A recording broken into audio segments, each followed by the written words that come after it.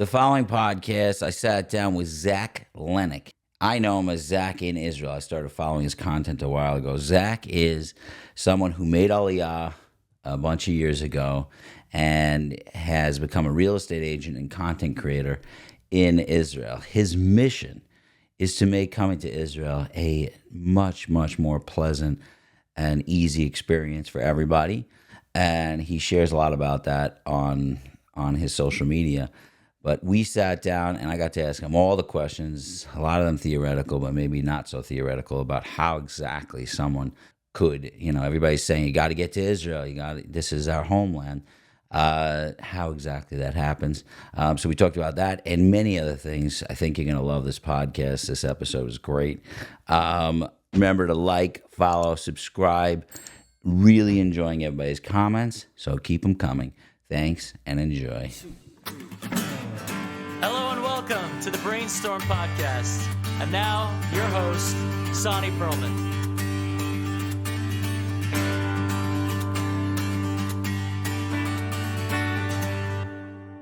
We're live. Sitting with Zak from Israel. Okay. Zak in Israel. Zak in Israel. Yeah. Oh, right. So I was saying that I started doing Another Day, Another Daf. I would do like a little skit, 30 seconds to a minute, and then 30 seconds I would talk about one thing on the daf. I did that for probably 200 videos, almost in a row, every day. Oh, wow. And then I kind of transitioned it to, like, people were just watching the skit part, and then, like, as soon as I got to the daf, they were like, whatever. Wait, the skit was first or the skit daf was first? Yeah. Oh, because I had Reggie Torah shorts on. Yeah. You know Reggie? Yeah, sure. And it's not his real name, but whatever. Yeah. What's the real name? His name You can is expose him Mandel right Richter. here. Love it. Anyway, good man. Got engaged. Yeah. He does these awesome skits and then he goes straight into the learning. I don't think I've ever stayed for the learning part. Like learning? At the end of some of his skits, he says like something says some idea. No way, because I've seen a lot of his videos and never once did I even know. Just turn it up. But that there was hilarious. something else coming. It's not just. Was it on Instagram? I think he's got the best content in the entire Jewish world. Yeah. I'm gonna say it hands down. No, he doesn't fail.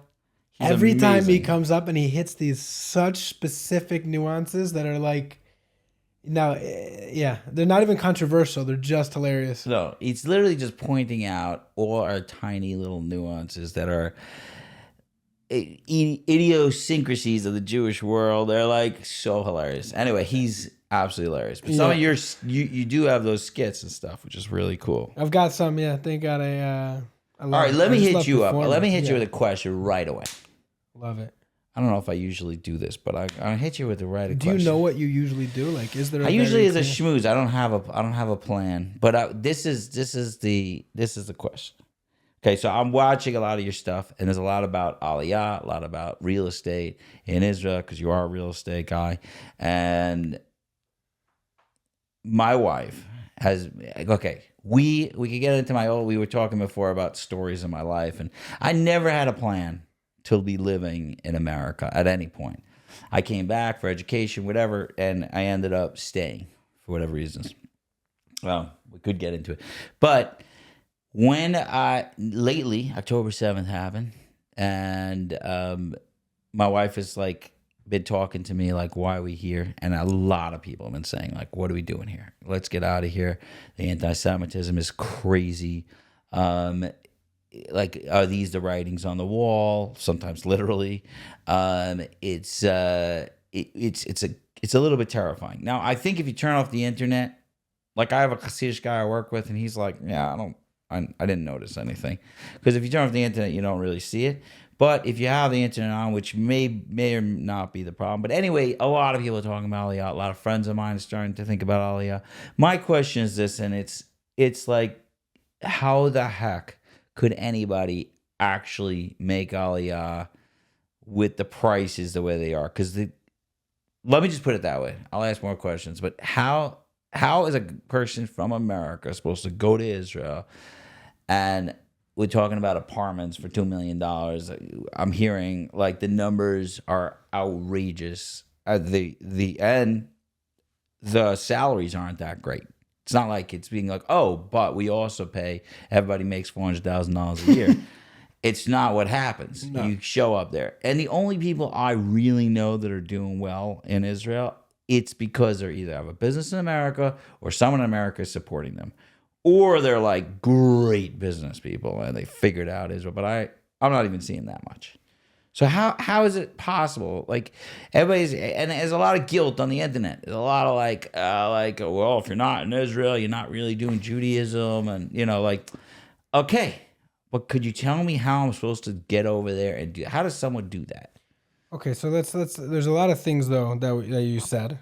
I want to address. Yeah, I want to address a lot of the context about like what you said in terms of the air and the shift. I think in the generation of Jews in general since October 7th, and then kind of how that would translate in terms of Aliyah and the way the logistics of actually coming. So I think that up until pretty much October 7th, and maybe COVID kind of uncovered a lot of that a little bit, just in terms of as soon as the skies really closed, I feel like that also got a lot of people like, oh, I can't just go now whenever I want. Now I need to be there. Now I need to go. But that didn't change. That didn't move the needle, I think, for people who weren't already thinking about it. I think that was like people who were like had it on the map, and as soon as they couldn't do it, they were like, kind of struggling to figure out, okay, what maybe, materialize a little more of a plan. But really, October 7th, I think, moved the needle in every single level, in one point at least, toward moving to Israel, or even just identifying with Israel more. And I think a lot of that had to do with the fact that it was a two-pronged thing. First of all, just seeing what happened on October 7th, and then somehow losing a PR battle to people GoProing their own atrocities and everything, of course, with rape and beheading and disgusting, all that nonsense. And we're still losing the PR battle and looking around at the world and being just like, wait, this has been cooking underneath, the surface the whole time. This is what's going on outside that just hasn't had a chance to surface yet. I think got everybody one step closer to a more realistic plan of like, okay, like what's the actual next step of how we, go about coming to Israel. I feel like before that, people might have had a soft plan, let's call it, to, I've got $1 million. When the prices come down, I'll get something in Jerusalem. You know what I mean? It'll be a nice vacation spot. God willing, retire there when half my kids make Aliyah, and that's where I'll, do 6 months there, 6 months here, holidays, etc. Nowadays, I feel like people are much more realistic about, okay, here's my budget. What can I get? What are my options literally looking like? Not what's the ideal. If it doesn't meet the ideal, then it's not worth my time.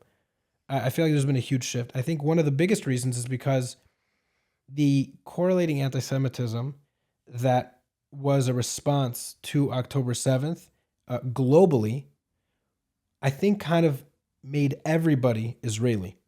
All of a sudden, your random Satmar Chassid in the middle of Brooklyn is getting punched in the head walking down the street, when if it could be that if you asked him a question, he has no interest in the state of Israel and doesn't care about whatever's going on there. Everybody became Israeli. Everyone became directly correlated with what's happening in Israel to what's happening outside of Israel. You're no longer, there's Jews and Israelis. Everyone was Israeli in that moment. And that materialized, I think, a lot of people's identity in terms of their connection to an actual state and a homeland that has policies and that has, like, it's a real part of their life now. What happens there much more directly affects their, existence here on multiple levels, spiritually, literally, physically. You know what I mean? It's just a lot more close to them in terms of how they identify. Right. I will say that there's a lot of Jews that are anti-Zionism right now. I'm not talking about like Satmar Jews, and like they've always been anti-Zionism, and actually I respect their anti-Zionism because it was, it's based on There's a their source. belief systems. No, there's Meaning, there's sources. You know what I'm saying? It's like, to me, it's like I'm not messing with somebody's religion. They're religiously believe that Zionism is bad, but there's a new group of Jews that are like anti-Zionism. You got like Dave Smith or whatever, like these guys. They're anti-Zionism. I think there's also a time period now that people have to choose whether they want to be a Jew or not. Like Israel is the center of making that choice. I'm not talking about the Hasidim or whatever. Like that's not what I'm talking about. But I'm talking about the secular Jews. Like people are. It's not a question of whether you're it's like joining the Jews or not joining the Jews. A lot of them are saying, well, I'm Jewish and I'm anti-Zionist, but really I think they're making a choice that they're embarrassed of their people and they don't want to be part of their people. It's not, I don't think it's really this anti-Zionism. So what you're saying is 100% true that everybody became Israeli, besides for the ones, like it actually reminds me of like Mitzrayim when they say like 4/5 stayed. Like I don't think there was anything dramatic about it. I think they just were like, I'm not part of that group. Like I don't need to go. I'm all right here. Like I also imagine that the last year of Mitzrayim, when they were making that decision whether to leave or not, was the most comfortable year of their whole life. Because they weren't working. No, there's makos happening all the time. They're being taken care of. All of a sudden, the Mitzrayim are friends with them, and these people who they are considering like are above them and like giving them orders all of a sudden like very equals and treating them nicely, and being but I much don't more think you even accommodating. need that because we love our own slavery, meaning like everybody's miserable. I mean, I'm a therapist, that's what I deal with. So but my misery that I know was a lot better than the misery I don't know. That's So always it's the case, not so I don't know that it was because they were comfortable. It's funny because I'm asking this question about Jews in Israel. I don't know a lot of Jews in America that aren't struggling. Now, the struggle in America looks different. Actually, the struggle in Israel seems to be a much more delightful struggle because everybody's like, oh, yeah, you don't have money and then neither do I. But here we are like, you don't have money? Right. Nobody expects you to like, have money. Neither do I. But we don't say it the same way. It's not. It's like everybody's house. I was just complaining to my brother. I'm like, why does everybody's house look nice? Like when I was a kid, like you had broken houses. Like why I walk into every house, it's all nice. Like there's something really wrong. Like how is it all nice? So America is like a different type of struggle, but I do find that very few people are making enough to live here either. But I will tell you, it used to be, you go to Israel, it was cheap. It was like a cheaper place to go. Yeah. And now the level is just, it's enormous. And my wife is saying, oh, well, you better come up with a way to make a lot of money. I'm not going to Israel and becoming broke. Like Right. I'm just not, it's not my plan. And not that we're living so large here, but we have everything we need, and we have the house, and we have the neighborhood, and we have. So you want me to go there, be broke, and then start wondering if I'm going to get parnasa for all that stuff. So she wants like a big grand plan, but what kind of plan could you make? So okay, so now we'll move into more of the logistic component of that, because that was just addressing like that kind of identity shift. I think that occurred nationally, across the board. Even people who had no affiliation with Israel, now we're all of a sudden like, I'm Jewish, and they started going to their like Chabad on campus, even though they had never done anything like a lot of people just even wearing a Jewish star, and I don't know, it really moved, I think, the nation. And like you said, also with people now who have decided I'm anti-Zionist, it's like the world doesn't even recognize a distinction anymore. So you're just saying that you want almost a removal entirely, from the entire nation. And I feel like there is a separation. Like I'm embarrassed to be a Jew. Yeah, I think that is a group. For sure. That doesn't get clipped also, out. there was a guy at the Emmys or one of these shows. Award shows. Yeah, award shows. You know what I'm talking about? I don't know which who one. was like, we refute our Jewishness. We refute our Jewishness in That's what he said? Something like that. And I was like, Renege it? Like he's trying to get rid of it? yeah, like I don't associate because of the bloodshed that's occurring. I'm like, bro, you can say whatever you want anyway, and you're not fooling nobody. They're coming for you the same way they're coming for everybody. It doesn't matter. You like you do whatever you gotta do. Dude, do you follow this guy Jacob Berger? Okay, Maybe. Jacob Berger is the worst person ever. I don't want to say listener because he's a Jew, but he's just the worst. And he is like, I don't know, some sort of failed comedian. I don't know if he's a comedian. I don't know what he was. Okay. Anyway, I was following him for a while and I couldn't anymore because it was just making me sick to my stomach. I follow a lot of the Palestinian stuff because it really fascinates me, but it was making me sick because he's Jewish and he's like really deeply fighting the Palestinian cause, and he moved to Egypt and he like joined everything. Wait, what do you mean fighting the Palestinian cause? He's fighting for the Palestinians. He's fighting for the Palestinians. He was on the flotilla just now, and he's like, I don't know, he's like this, he just looks like an unwell guy, but he's like really very vocal, has over 1 million followers, like he's big. And he's been really, really fighting. Just now, and he went on the flotilla and everything, and he just now, the Palestinians that he was fighting with, they just came out and canceled him hard. I couldn't have felt more pleasure in my whole life, but they came out and they're like, he's a child molester, he's taking things for free. I think it's an internal fight, but the way they turned on him was so great. I was like, that's delicious. Because it was like, because you're a Jew. I don't care how excited you are about this. He calls it Palestine. I'm fighting my Palestine cause. I'm like, you're from the Bronx, like it's not, you're not fighting Palestine. They hate your guts. That's it. But it was such a pleasure. I hate to say it. Like, that's probably how like the very German like Jews felt when it was when they showed up. Anyway, you should look him up because he's I'll check it out. Yeah. No, those are the hardest. It's always the hardest to watch. Also, like you said, Dave Smith. Shoshana Keys Jaskell?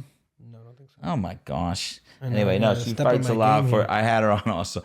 She's good. She's in Israel. She fights a lot for against get refusers and and she's very into like not making women invisible on my mom actually stuff like that. made a movie about women who can't get a get. Really? Yeah, years ago. It was actually played in the Palisades Mall here. It was called Women Unchained. It was about like agunas and not being able to get. It was a fiction? No. Woman Unchained. Your mom made it. She's a filmmaker? Yeah, both my parents are. That's so cool. It's called Better World Productions. But she made it with another partner she had about. Sometimes she goes off and does her own adventures with the like she's done a few women. Oh, so this is in your blood, man. It's funny though. I'll tell you the big difference. The big difference is I love being on camera, and they love being behind the camera. Okay. Yeah, I'm much more into the performative, whatever the fun and Okay, so I'm not letting you answer the question, and maybe you don't have to. No, so I'll tell you in terms of logistics. So I do want to answer because I feel like it's important, especially with the shift that's going on. I feel like nationally, where people are starting to look to Israel and say like, okay, how can we materialize a realistic plan? There's a few things to keep in mind. And one of them is the hardest thing to tell people in America because the standards are so delicious here. They are so good at gashmias in this country. It's amazing. They crush it. It's unbelievable. The food, like I walk into a kosher Dunkin' Donuts, you're eating not real food and you just don't care. You know you're going to pay for it in the next 2 hours, and it's so good. They've hardwired. They understand all the salt, sugar, fat ratio to get you just going. It's delicious, but it's totally fake food, and it's unbelievable. The hardest thing. Our swimming pools. Yeah, everyone's got a cars. Yard, 2 cars. That's the standard. You know what I mean? The hardest thing I think to tell somebody who's here now, but it's also the truest thing that you appreciate a few years into the move, is that it's true you will have less in Israel. You'll have less space, you'll have less stuff, you'll have less material connection, and you will need it less. And you will be often happier and more connected to, things that are more meaningful. All right, this episode is sponsored by Wig Guru. If you're a husband, you're listening to this podcast, or you're a woman who covers her hair, you know that one of the most embarrassing things is when your wig starts to slip back and everybody starts seeing your hairline and it looks very weird. Anyway, for husbands, I know, I always question, am I supposed to be telling my wife or not? You know, is she going to feel completely self-conscious or not? I think that's the general booger question. You know, like you have a booger in your nose. Anyway, Wig Guru has fixed all these problems with the best wig grips and wig glue that holds down the lace top wigs.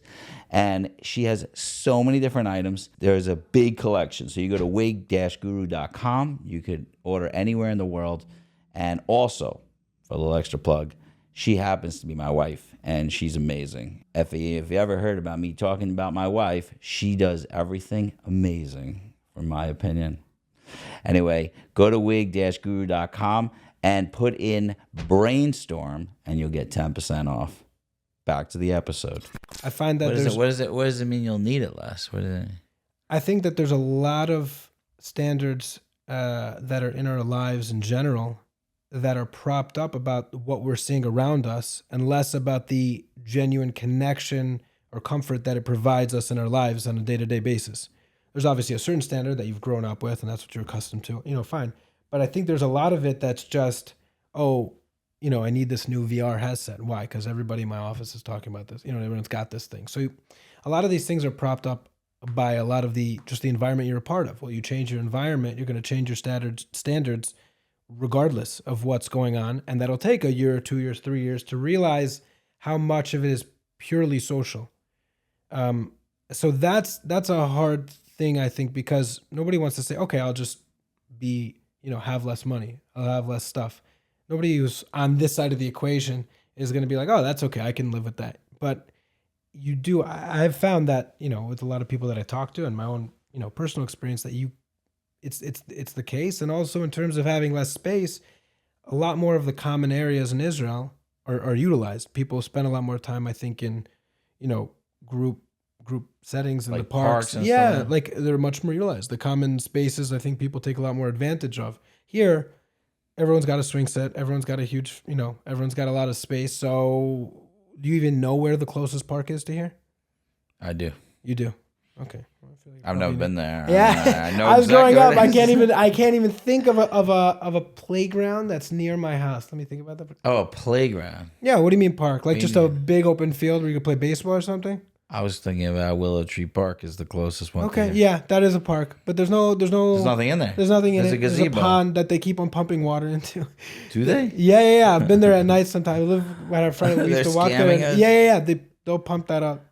That is There's not even enough water in there. No. It's a fake pond. Yes, Oh my that God. is. I remember That's seeing America, it one by night. the way. Yeah, they just know. They dafka come in the middle of the night and just like huge buckets of water. They just shove in there, drive away. You'd never know, but it's beautiful. It is beautiful. So I think that a lot of people. It's actually one of the things. One of the things I fight for the most in like my life is community. That's really, and I daven bar Shlomo, which we were talking about before. But one of the things that I don't remember who said it, but it was so important is that when we were kids, I think it was a comedian. He said when we were kids, we didn't have everything, but we knew who did. I mean, one person, I remember as a kid, the Sussmans had the basketball court. Then we had the basketball court eventually, but then this person had in the swimming pool. You had to go to the Y, but this one had the swing set, this one had the slide, this one had the tree house, this one you know where to go. Yeah. You got the football place. There's where you play the hockey. This is where the baseball field. It was now. We're all completely self-contained. And we all have a pool. We all have the hot tub. We all have the yard. We all have everybody has a basketball court, which I find funny. Like, you have kids, you put up a basketball court in the driveway or whatever like that. But you didn't have to go to someone else's house. Also, we were out all the time. So you're saying Israel is still like the 1980s in that effect. Like, I'll tell you, did you feel like something was missing because the Sussmans had it and you didn't? You just went there. right. And you just had the social event. You ended up getting together with 10 people you might not have been hanging out with because everyone came together. I didn't know. I think at that time we didn't know someone was missing. But that's the problem, is that we now have it, and then you're saying there's a cognitive dissonance when you get there, that you kind of start forgetting that you used to have it. Or you come to America, you're like, whoa. I think it's much harder with the land that this is an unbelievable country. The amount of wealth that the average person, struggling person, is capable of attaining, and the standard that he's able to live to, even with the struggle, is unparalleled in all of human history. That's unbelievable. And I really believe that what it's done is it's made it a lot harder to distinguish between wants and needs. And what kids need is much closer to needs, and the wants they figure out. And a lot of times the way we feel like, oh, the kid needs that, a lot of times that's how we're, putting it onto. We feel like it's the case, and often having one person in the neighborhood with the basketball court, was sufficient, and they have to just deal with everybody who's there and find a way to socialize and, you know what I mean, just get together. Yeah. We had that for sure. I didn't grow up. I mean, it's not that we are much better off than they are today. Every one of those people are a mess today. What? You're saying all those people in that time, yeah. Yeah, it's like Generation X loves to like run around saying, we had, I'm like, yay, you're all divorced and miserable. Yeah, everyone had their, yeah. No, I'm saying, it's not like, I don't know if it was better, but it definitely felt. I'm saying, I don't know if those were the problems, though. Yeah, I don't know if that was. I think there's other issues. I don't think that the material struggles are the thing that kept people, you know what I mean? Yeah, but I think I'm not, even with the dropping the standards, how exactly does someone go from America and shift languages, careers, in order, because you still have to make money. Even if I sold my house and I bought a house there, let's say I bought it straight out, I still have to make money every month. Yeah. A lot of money. Yes. And how does someone go about, how do the people are doing it? I don't understand it. I'm really trying to understand it. I do think that there's a very funny phenomenon, which is, again, hard to say, but I think there's always a tremendous amount of hashgacha that happens in everybody's story.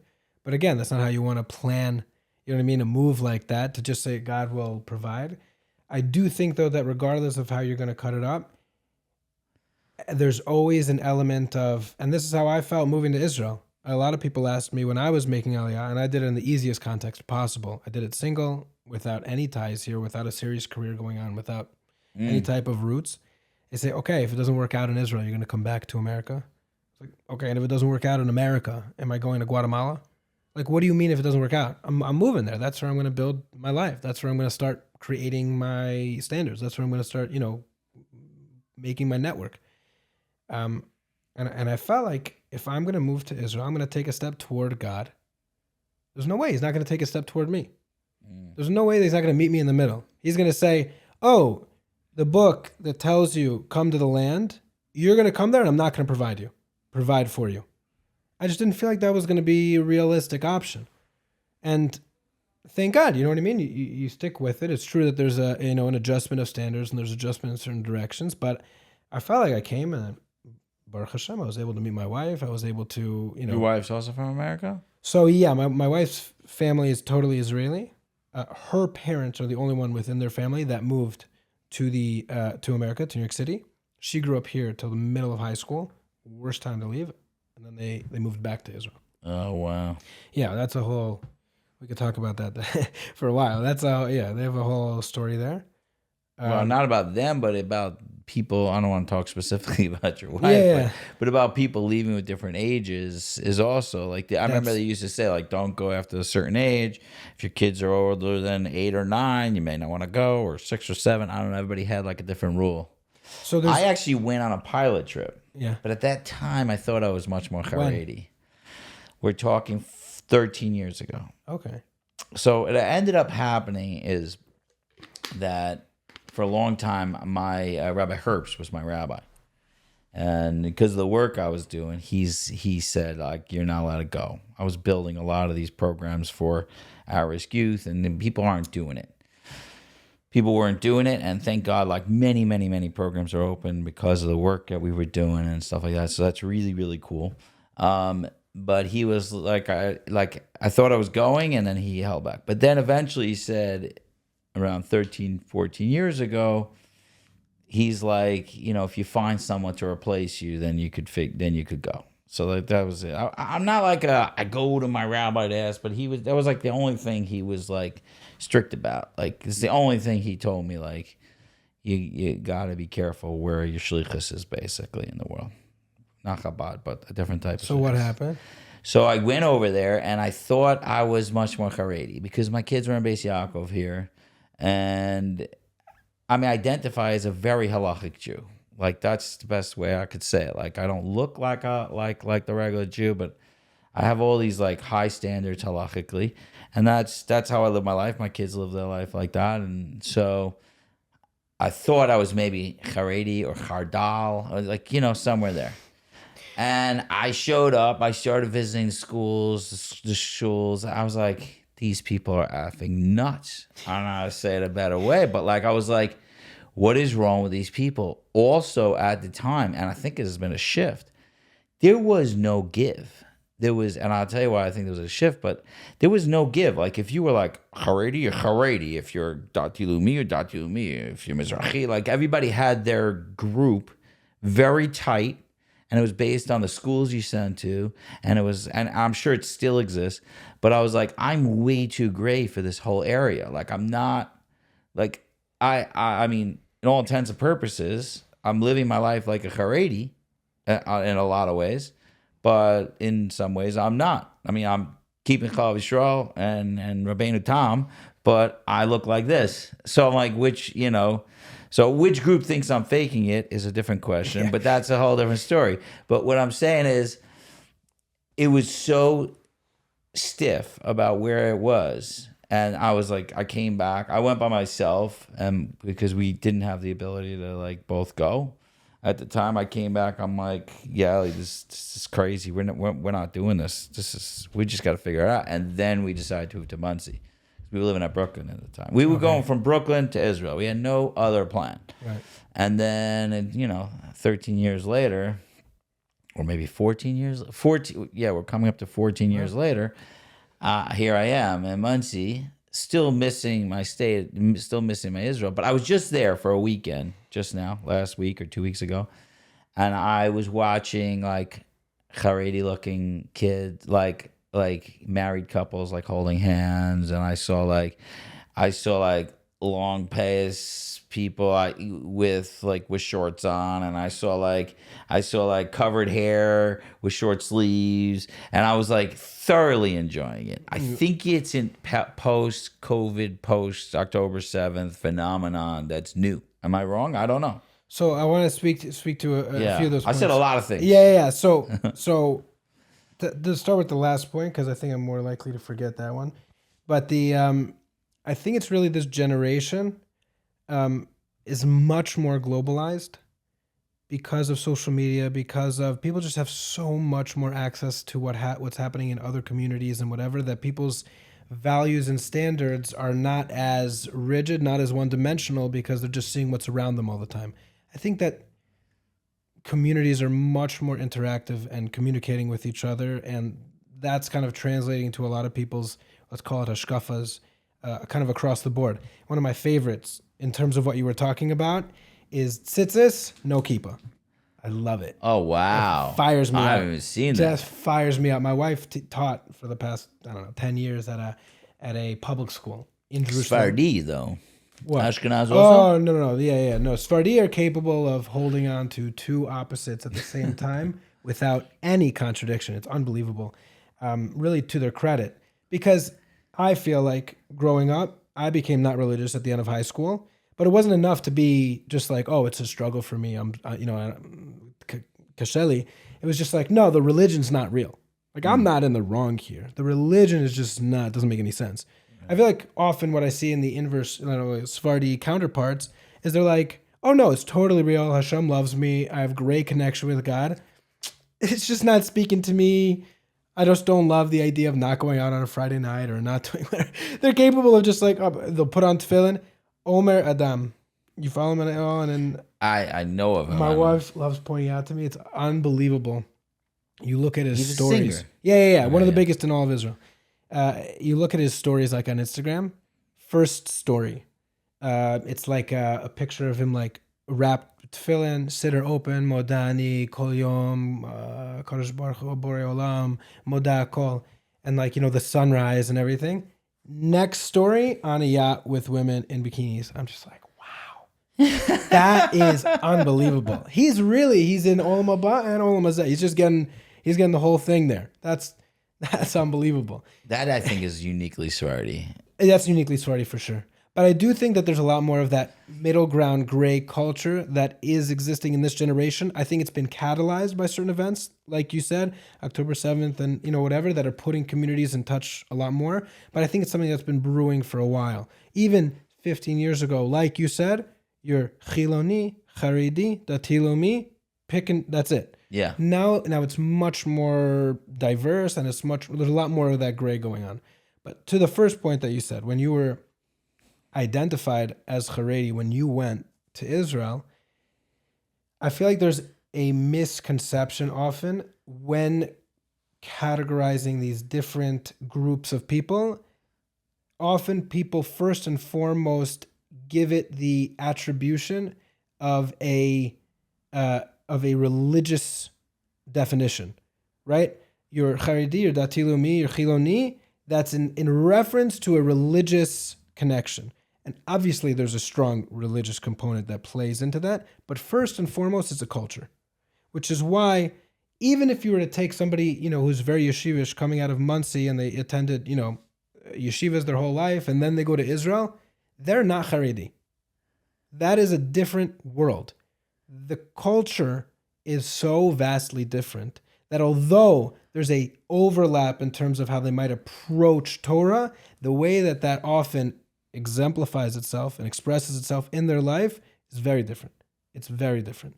And the culture that the Haredi, have, a lot of the way that they act and the way that they structure their communities has a lot of unwritten rules as well. A lot of things that are not in halacha, but that are, that they'll have supporting halachic. But there's a lot of things that are purely cultural about it. So you say, okay, It's a lot of minhag. a lot of minhag, but then Yeah. also there's a lot of things that are like almost unwritten rules that even wearing black and white, there's no halacha that says you're supposed to wear black and white every I don't even day. know where the minhag is from. I don't even know where. I think it's just a frozen culture from 150 years ago. They said this is the Achronim. They nailed it. We're going to work with that, going forward, and fine. But once you realize that it's a culture, you say, okay, so well then what's really guiding it? Because it's not like everything we're doing is looking toward halacha, and that's influencing every action and that we make throughout. There's a culture. There's a way of life that they're also trying to connect to and a way things are supposed to look. And it's the same thing with modern Orthodoxy to Dati Leumi. Even though their quote unquote outspoken philosophy would have a tremendous amount of overlap, which is, I believe in the Torah. I think that that's the core of my identity and my value system.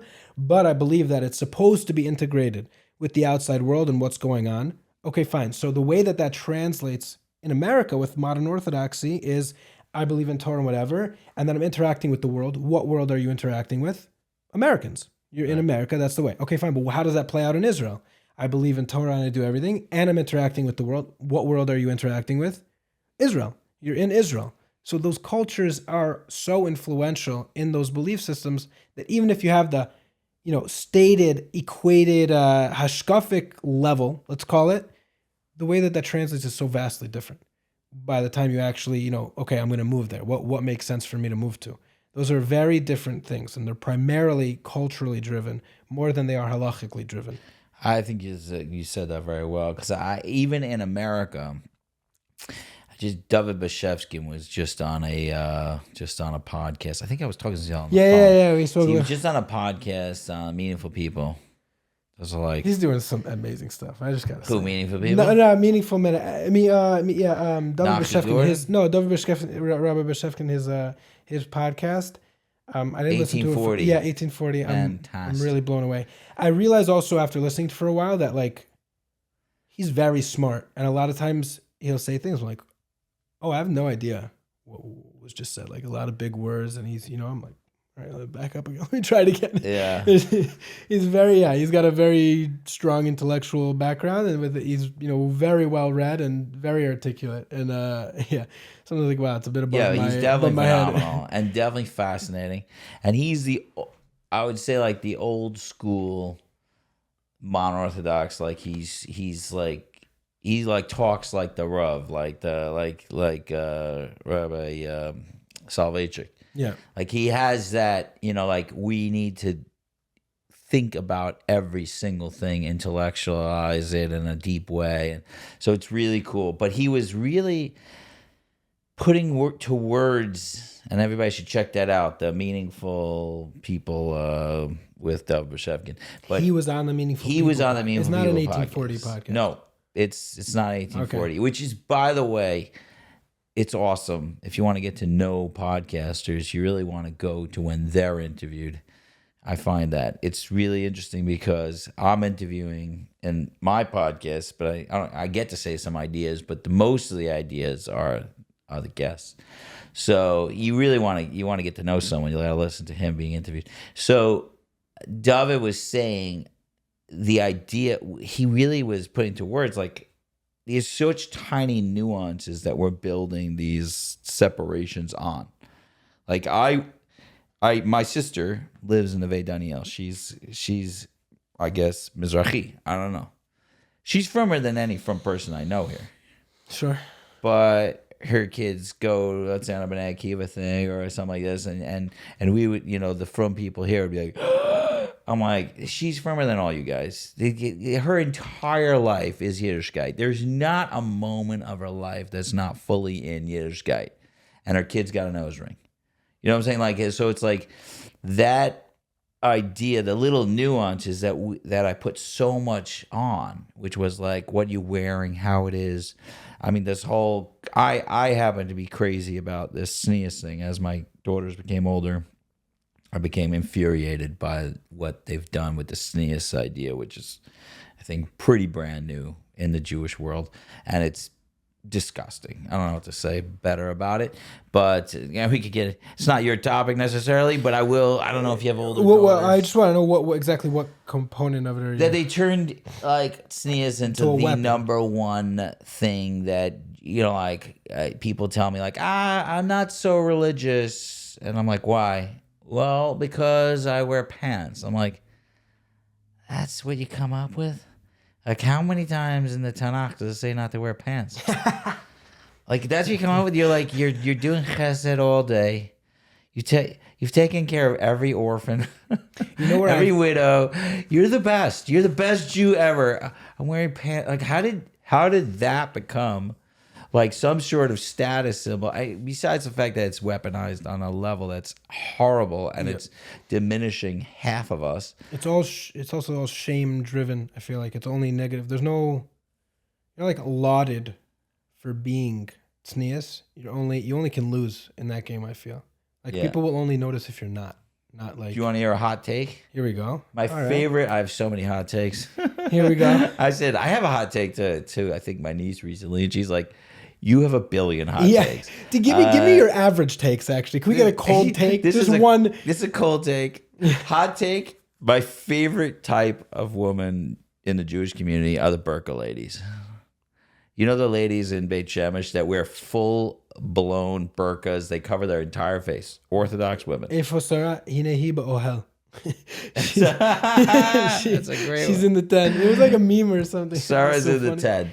Well, they're even more covered than Arabs. No, it's like literally a tent. Like, And they it kind do of a drapes tent, the whole thing. and they don't want to have... show the shape of the face.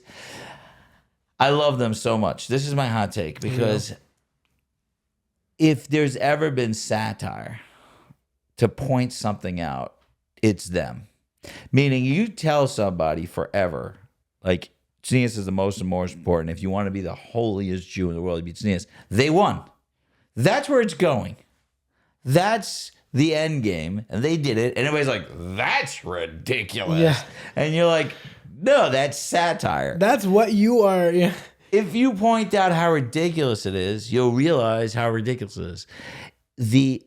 But I will tell you that the best way to sexualize a woman is to tell them that tznius is the most important thing. Of course. When they're focused all day on their sexuality, I want to tell you, the most sexualized women in the Jewish world are for sure the Haredi women. You go to a Haredi wedding, it's much more intense than a Orthodox wedding. I've seen even people. Yeah. First of all, it's also much more Haredi than even Haredi was 100 years ago. Like there's so much more from.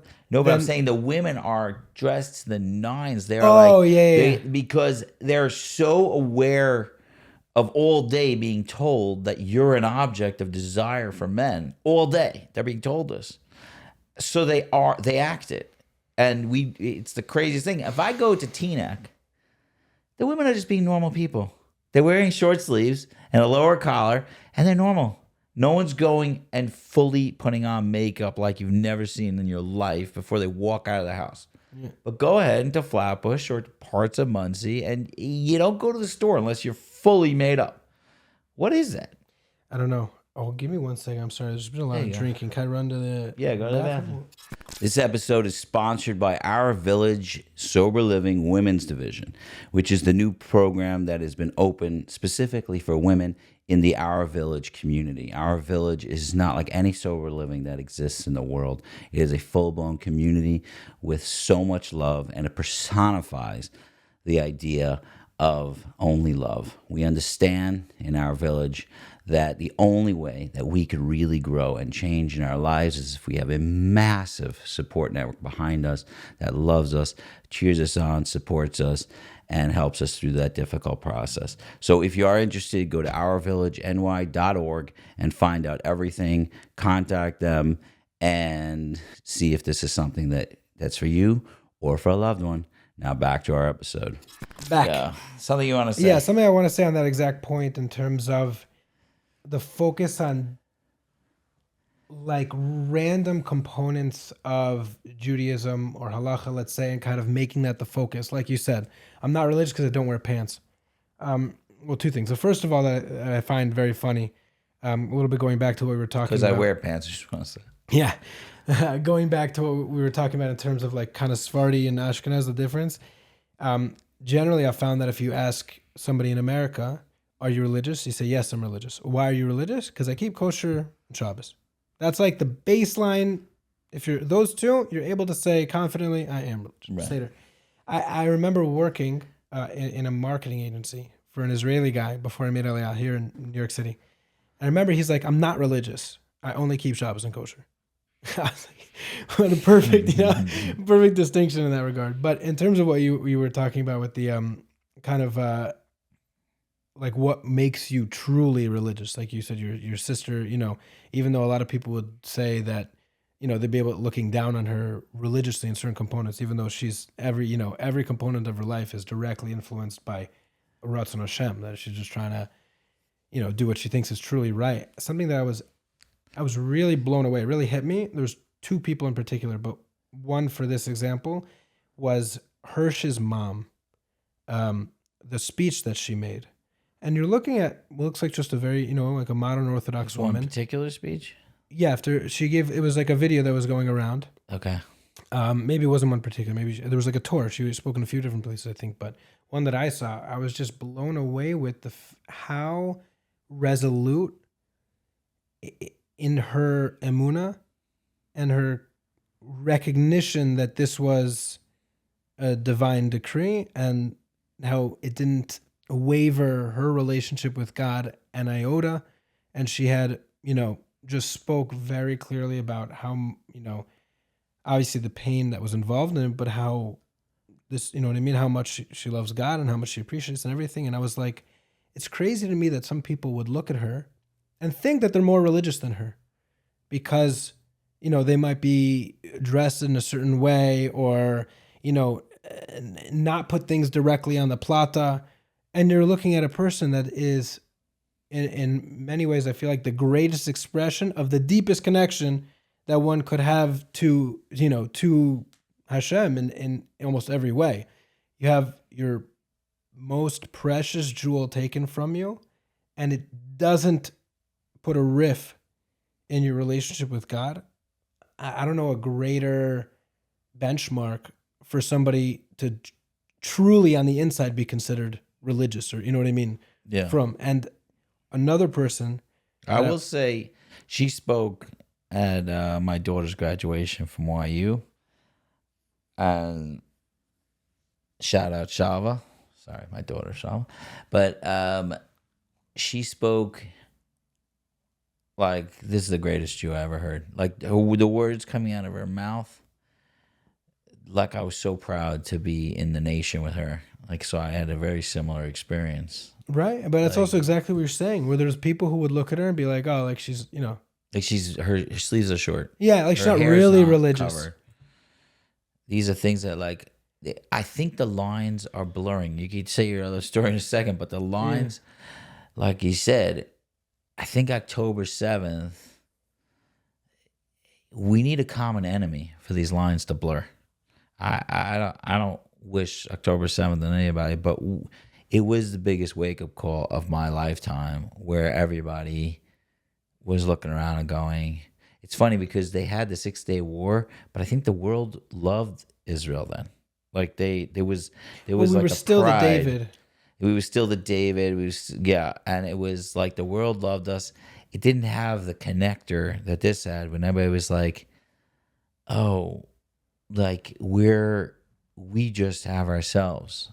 And the world, there's awesome people in the world, but we are a family and these details don't matter. So that the change in Israel has been radical, I think. No? Radical indeed. I think the first Intifada really changed that narrative on the global When was level. the first Intifada?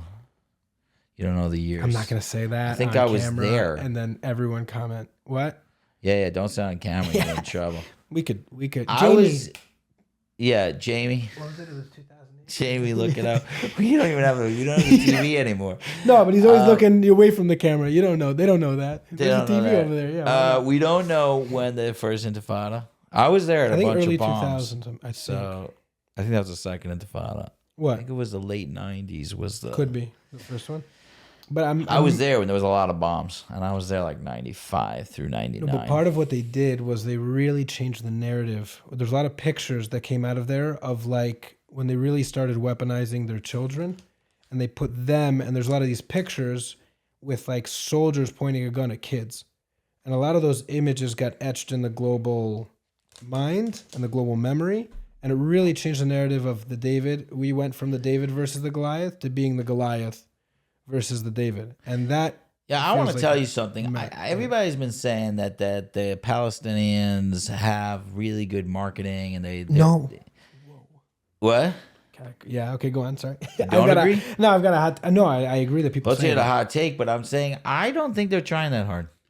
Meaning they're showing everything. They're showing them killing us, and like they went GoPro, they went crazy, and nobody cared. I mean, they have a very active audience. That's what I'm trying to say. Is like they just started saying we're suffering, also we're murdering. Whoops. It doesn't matter. They're throwing everything in, and everybody who wants to care, and I get it. I care also about people being murdered, but it's like they're not even trying that hard. That's what I want to talk about that hot point. Take. I don't know if it's a hot take.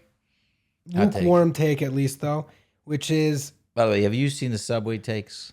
those are excellent. Greatest thing Some, ever. some of those are phenomenal. Some You of those say a are hot great. take. I'll say 100% agree with this. Yeah. So, into that exact point where people will say like, "Oh, they've got such a great marketing, PR campaign, PR whatever strategies," and in the inverse, say also that Israel is so bad at PR. I'm like, okay, wait a minute. We're losing a PR battle to people who GoPro'd their own rape fest and genocide of 1,200 people. We're losing that PR battle. It's you really think it's like a marketing thing? You really think that it's a hashtags are going to fix that for us? Oh, if we had better hashtags, the world would be on our side with our PR. No, what an unbelievable, like, how do you make something more to obviate something more about being purely anti-Semitic and purely recognize that this is about you? You know what I mean? Right. As opposed to like, oh, a strategy or something that you can point to that makes sense, that you can really, stitch that narrative together in a whole seamless way. It just, if we're losing that battle, that people, you couldn't paint a more satirical picture of all the things of the people who are anti all of your values and somehow championing all of their, championing all their cause the whole way through against us. If it was any other group of people, it would never be the case. Nothing, I don't think, could ever highlight that. The group of people is the Jews. Yeah, that it's only about 100% us. agree. Because if we're losing a PR battle against that, okay, it's not. I don't know what else you want us to do. You don't like rape. You want women to have rights. You want, gay people to have rights. I don't get how it's possible that the Jews run all the media and somehow we're losing a PR battle. Like, those things don't work. It does, though, because like you said, like Dave Smith, whatever. There's a lot of people that the Jews are on also both sides of the media there. I agree with you, though. We're not running everything. We're just well, I definitely want some of the dividend. That's what I always say. Like, hello. I had this person commenting on my post. It was like anti-Semitic. And I wanted to write back, like, just tell me your location. I want to start some bad weather. Yeah. just like I think I could start a storm right over your cows or whatever you're dealing with over there. Like, yeah. But something that I also find I held myself back. I just love, though, in the media space, like contrasted between the Jewish media and let's call it Israeli media, just in the broad sense, in terms of the conflict, as opposed to the Palestinian side. And I could be just not seeing all the Palestinian videos that are going out there, but something that I just love and appreciate so deeply on the Israeli side is how much humor is embedded in so much of the content directly connected to disaster and tragedy. Like, I remember right after the like a building was destroyed in the Iran war, there was a building destroyed in Tel Aviv, and put out this video like the next day, and this kid's sitting in this room, and the room is obliterated. Like the ceiling is like touching the bed, like it's down. There's gaping hole in the ceiling. Everything is everywhere. It's destroyed, and there's like this kid sitting in like the corner of the bed, and there's a TV, and he's like playing a little video game. And his dad walks in Hebrew, and he's like, could you clean up your room? Like, Hamoudi, can you clean up your room? And he's like, Abba Esther, like, give me 10 minutes. I just want to finish the game. He's like, no, 10 minutes right now. Clean up this room. What is this? Shtuyot? I told you 10 minutes ago to clean this. And like, the whole room is you know what I mean? I was just like, only the Israelis, they have this unbelievable strength of being able to come out, and they're not undermining the tragedy. It's because it's so that they don't need to justify, their connection to. They don't need to cry on camera. It's them. Well, it's a part of what they're doing. I will say that is maybe a chisaron on their PR. I will say I went on a trip years ago, a graduate student trip to Israel. It was interesting because it was the first time I went on like a secular trip to Israel, which was kind of cool. Interesting. Because it wasn't a Jewish. I mean, it was Jewish, it was UJA, but it wasn't like run from like a Orthodox perspective. So it was really interesting. So we went to visit a lot of these sites where there was bombings and stuff like that, especially like in Haifa and like Kiryat Shmona and like up north. And they said on the tour that there's a strong policy in Israel that the second a bomb hits, the next day we're cleaning it. We're getting it ready, and I remember that when I was in bombings, like it was they would fix that stuff up so fast. Like the construction crews were there. That was like it's a big policy. But I was like, and then they kept one building that got bombed to show like the tourists. Like, this is what it looks like when a building gets a missile in it, a Katyusha missile, whatever they were shooting. And I'm like, you should leave a couple more broken buildings. Like, it's hard to like say they're shooting missiles at us when everything looks absolutely stunning all the time. It's like they make it beautiful again. Yeah. And they're like, you see, there's a couple of holes. This is from shrapnel. Like, this building looks great. Yeah. I think they should. They're not fixing anything in Gaza. They keep it smashed. Not it's like not they can. theirs to fix. It's not their responsibility. Not yet. See what happens. No, but I think there's a bit of a middle line, a balance to walk in that, because real estate in Israel, the land is so valuable. You can't just leave ruins there. That's Right. money lost. You That's see this from a buildings real lost. estate perspective. So it's funny. I just feel like after the I think it was a pride perspective, though. They're like, we don't get broken. no, You it's can't also, break us. It's both things. The government has a responsibility. That's what they do. Protecting their citizens is their number one thing. Cleaning that up the next day and keeping things moving is one of the things, that really shows a lot of resilience in an economy. You can't just keep everything in shambles. People drive by that. It's nice for tourists to see, but the people who live there every day don't want to see that. And they're the people who have, I believe, the first priority in that regard. There's when the building was destroyed in Tel Aviv, like a direct building. So I saw an article that said 20 buildings in the surrounding area received structural damage because of it, and they needed to be taken down and new buildings picked up. I just feel like I saw like developers reading that article and be like, you guys need a hand with that? Like, you want me to? All right, I could help you out. Like, can make it a prime little real estate, taller. yeah, in the center of Tel Aviv, that is the most expensive land in the entire country. Like, they're not so upset about that. You know what I mean? But they're not letting that just sit in shambles. No, they can't it's do it. gonna be nice But right if you want away. to know, I just moved this month, the beginning of July, to Yeah. Rehovot. Okay, where is Rehovot again? Rehovot is like the southern tip of the Merkaz. The Merkaz is the center of the country. Tel Aviv, Rishon LeZion, that whole very where all the jobs are. That's called the Merkaz, and it's like the bottom of it. It's below it. If anybody's familiar with Yavna or where KBY is, it's not so far from there. Okay. By Rishon, whatever. It's like 20 minutes from the beach near Ashdod. I don't know if Right. that's helping anybody. My daughter was in Kiryat Washington. Yeah. Not far from Just there. right there. Not far from there. Yeah, Right. definitely close to there. You moved closer to Gaza. Very nice. Right. So there was a few rockets that landed in Rehovot in the past war.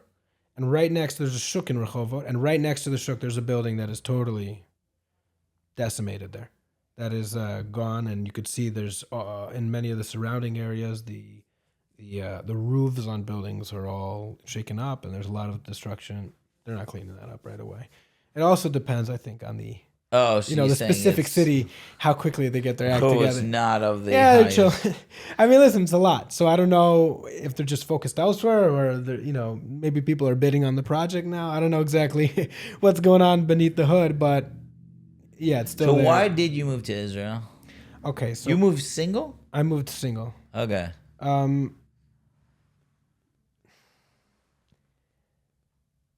I was not religious coming out of high school, and much of that I felt was connected to a sense of what I perceived at the time was a little bit of like disingenuous. I found it very disingenuous. The Judaism that I felt I was receiving just felt like there was, like, people are checking boxes. You know what I mean? They're doing it because they want to do it. And I was like, okay, I don't want to do it. So why, you know what I mean? Why would I do it? And when I got to Israel, I feel like just in general, it's a lot less mechanical there. It's a lot more authentic. People are actually saying the words during davening as something that they're genuinely saying. Like, it's an integrated part of their, expression and, conversation with God. And I felt like there was just more of that going on. It was just more authentic. I felt like I was, I was there. So in about, I would say my Shana Bet, halfway through Shana Aleph, I wanted to leave. Like, I mean, you went there, you didn't really identify as religious, but you were still doing the gap year and yeshiva type of thing. a lot of people ask me, why did you even go to Israel if you weren't religious and you didn't care? Like, I didn't care. Again, I was like, I don't think any of it's real. Actually, strangely enough, I only found it was strange afterwards, but I always had a strong connection with God. Right. I davened, not with tefillin or whatever, but I would talk to God in a very one-to-one conversation, like it was real, and he was always real to me. I just didn't think necessarily that he wanted, the specific form of worship that Judaism was talking about. Right. But I never doubted that he was the one calling the shots, and that he was the real So you conductor. were really not joining ritually. Yeah. Okay. But I was very religious in that, in a inner connection and belief way. And I had told my parents, I almost didn't even end up going, bichlal, because wasn't the best high school student, aggressively average, like a 77 GPA, something like that. And I didn't get any scholarships to go to Israel. And it's obviously expensive to do. And I almost didn't get there. Thank God I ended up getting a scholarship through actually Rabbi Polstein, amazing man in Nice. Chicago. I have a connection. Yeah, Oh. so he ended up getting me. But what I told my parents is, and the way also that I looked for yeshivas, I looked for yeshiva that didn't have rules, because I'm not going to another year of high school. I feel like a lot of people are going to another year of high school. I could go to college right now. I can go work right now. I'm choosing as my first almost expression of who I am as a real choice to do something after the high school. What do I want to do? Where am I going to go right now? I wanted to go, I wanted it to be that I was going to go somewhere that's not going to force me to do something. It's going to show me what it is. And if it's worthwhile, I'll do it by myself, because I obviously want what I think is best for me. And I'm going to try to, make decisions that I think are going to make me happy and, that are meaningful for me. So I told my parents, if you're sending me to Israel with the expectation that I'm going to become religious, I was like, just don't. I don't need that. You don't need that. I don't want to have to owe anybody anything. No, you know what I mean? Don't bother. I said, no, go. So then I was like, okay, if anybody else, if it wasn't my parents, and they were saying, you can go across the world, all expenses covered, for a year, right after high school, no expectations. Yeah, like, why wouldn't I want to do that? What's, you know what I mean? With all my friends and like everybody from, whoever went to camp with, and like, of course I would want to do that. So that's kind of how I approached it. So where'd you end up going? I ended up going to a place called Derech Etz Chaim, DEC. Okay. It's no longer an American yeshiva. It became an Israeli yeshiva actually this past year. Now it's doing great stuff for the like Haredi community that wants to go work, maybe go into the army. So they're doing good stuff there now. Yeah, but it's totally different. But I stayed there. Ended up staying there for like 4 years. Oh, wow. 3.5 years. Yeah. In my first year, halfway through though, I was like, this is not for me. There's no food in the fridge. I don't have a car. Everything's like, it's just tough. Like, I just want to go and like cruise a little. I decided, you know what? No, I made the choice. I'm going to stick it out, have that type of, follow through. So at least I can say, I really gave it a chance. I'm going to walk away from this without, anything sitting on my conscience. Then I started really attending shiurim and, getting a little more curious, and then stayed for 4 years. So and curiosity killed that. Yeah, curiosity. Yeah, definitely changed the course of my life. Oh, wow. Yeah, tremendously. I would say in Shana Bet is when I really found myself like, I really want to be in Israel. This is it. I felt like Again, it was about the genuineness. It was about who are we faking this to? Is this about you having a connection with God? And I would say that in many ways, there's no real distinction between Ben Adam L'Chavero and Ben Adam L'Makom. Like, God also tells you how to act with other people. So you acting nicely with other people is still an expression of your commitment to God, right? You want to be nice to other people. He says, v'ahavta l'recha kamocha, many other halachos about how you're supposed to treat other people, is still you connecting to God. That's still, Right. So who are you fooling if it's, if it's how, you're doing things so that people will see you in a certain way. Everybody does certain things so that people see them in a certain way. But, for what I felt was like a crux of their connection was where I was coming from. I just wanted to be in Israel. I wanted to move in that direction. Trying to bet I decided that that's where I was going to go.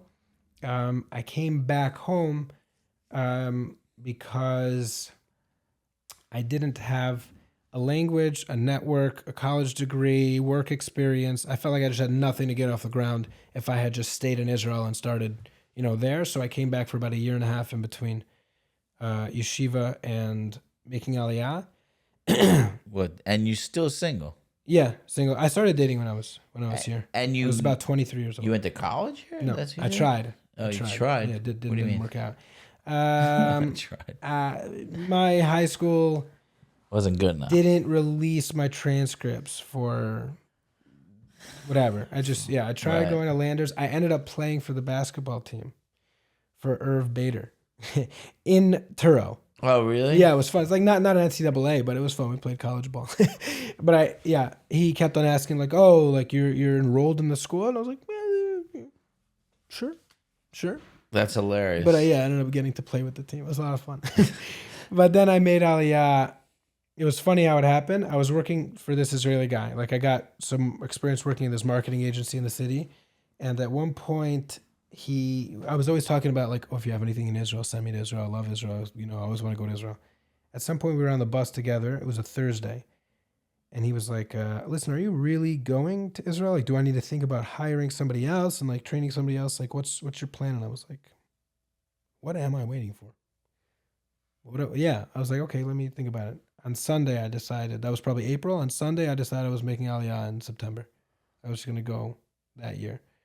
And that was really the best thing I think I've done, because it's much harder after you really have a lot of roots planted here and Sure. your network, your family, getting everybody else on board as well. I only had to worry about me. And when I went back to Israel, I was the madrich in the yeshiva. It was a good soft landing. I got to learn, go to Ulpan. Same yeshiva. Same yeshiva. I had some marketing clients. I was working a little bit. So it was really just a really great soft landing. And then about a year and a half later, I met my wife right as COVID started. That was a whole... You had a COVID wedding? Yeah. Really? Yeah, very bittersweet. My family, only my parents made it. My whole family was in America. How was that?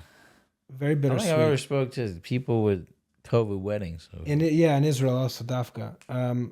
It was They were very... very serious in Israel. Much more serious than here, almost. It depends what state, as far as I've seen in here. And it also depends when. Israel was the most serious and then the least serious. Right. Like it was very quick that they were disillusioned to be like, oh, like, okay, that's not a thing. They were very serious. They were very serious. 100 meters. Yeah. So it was funny. We got like suggested to my wife, and then I was like, okay, fine, I'll go out with her. And then COVID, like lockdown, nobody going out, nobody doing anything. I was like, okay. And then after Pesach that year, it was like probably April 2020. Bibi made some announcement like, okay, now you can go like 500 meters from your house. I was like, all right, I could drive. I could go. That was enough for me. And I just went. Yeah, we went out. We dated for like 50 days, 50. Got engaged. A few months later, married. But I wanted to push off the wedding as far as I could to see if maybe something was going to open up and my family was going to be able to fly in.